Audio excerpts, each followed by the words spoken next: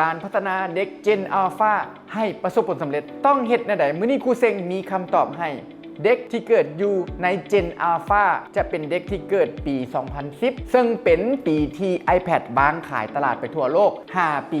2025 หมายความว่าเด็กที่เกิดแต่ปี 2010 5 ปี 2025 แมนเป็นเด็กรุ่นทำอิฐที่จะมีความสามารถในการไปอยู่ดาวอังคารในการไปพัฒนาดาวอังคารให้สามารถดำรงชีวิตอยู่ได้ขึ้นกับโลกจะเป็นเด็กทำอิฐรุ่นทำอิฐที่เมื่อใหญ่ขึ้นมาจะดำรงชีวิตและเฮ็ดเวียกร่วมกันกับปัญญาประดิษฐ์ AIแล้วพ่อแม่ผู้ปกครองพวกเขาถือว่ามีหน้าที่สำคัญหลายในการพัฒนาผู้นำในอนาคตซึ่งเป็นเด็ก Gen Alpha นี่การพัฒนาเด็ก Gen Alpha ให้ประสบผลสำเร็จครูเซ็งขอแนะนำ3ทักษะใหญ่ๆนั่นก็คือ 1. ทักษะการพัฒนา EQ หรือว่าความฉลาดทางอารมณ์ความฉลาดทางอารมณ์นี่หมายถึงการชะลอความอยาก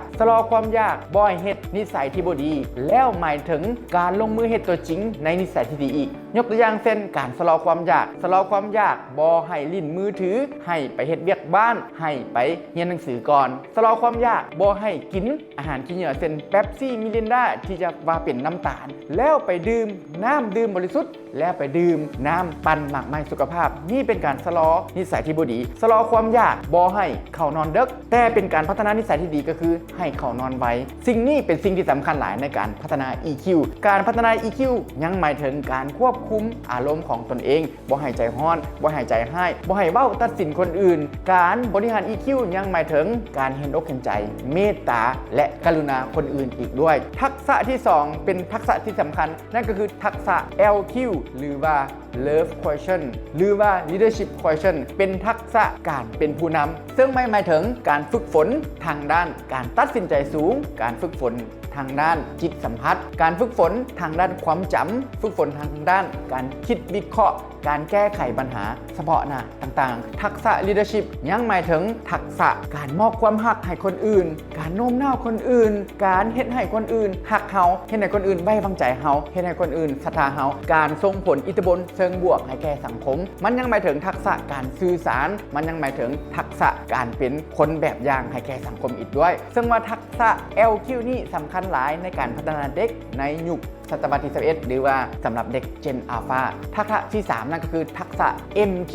ทักษะความฉลาดทางศีลธรรมหรือว่าทักษะความฉลาดของความเป็นธรรมนั่นเองมันหมายถึงการฝึกฝนให้เด็กมีความซื่อสัตย์จริงใจบริสุทธิ์และเป็นเนื้อแท้มันหมายถึงการฝึกฝนให้เด็กเฮ็ดในสิ่งที่ถูกต้องกับคนที่ถูกต้องในเวลาที่ถูกต้องและในสถานการณ์ที่ถูกต้องมันหมายถึงการฝึกฝนทักษะให้เด็กบ่มีความโลภเป็นคนที่มีคุณธรรมฝึกให้เด็กเป็นคนที่บ่เห็นแก่ตัวบ่มีอีโก้บ่เอาตนเองเป็นศูนย์กลางฝึกให้เด็กยอมรับในความคิดเห็นที่แตกต่างของคนอื่นฝึกให้เด็กนอบน้อมถ่อมตัวยิ่งสูงเท่าใดยิ่งเก่งเท่าใดยิ่งต้องนอบน้อมถ่อมตัวฝึกให้เด็กเป็นผู้ฟังที่ดีฝึกให้เด็กย่องยอชื่นชมคนอื่นได้นี่เป็นทักษะ MQ ซึ่งมาเป็นทักษะความสามารถที่สำคัญในการพัฒนาเด็กนี่เป็น3ทักษะที่สำคัญในการพัฒนาเด็ก Gen Alpha ให้ประสบผลสำเร็จพบกับคลิปต่อไปของครูเซ็งได้ครูเซ็งจะมาเล่าถึงเกี่ยวกับการพัฒนา3ทักษะดังกล่าวโรงเรียนพัฒนาผู้นำหรือว่าโรงเรียนพัฒนา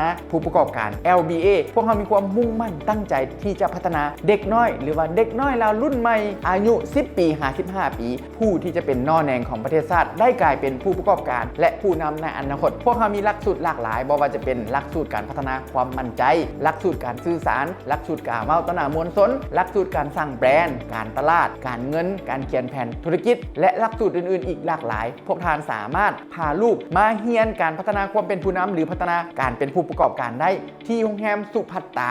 ทุกๆวันพุธเวลา 5:30 ถึง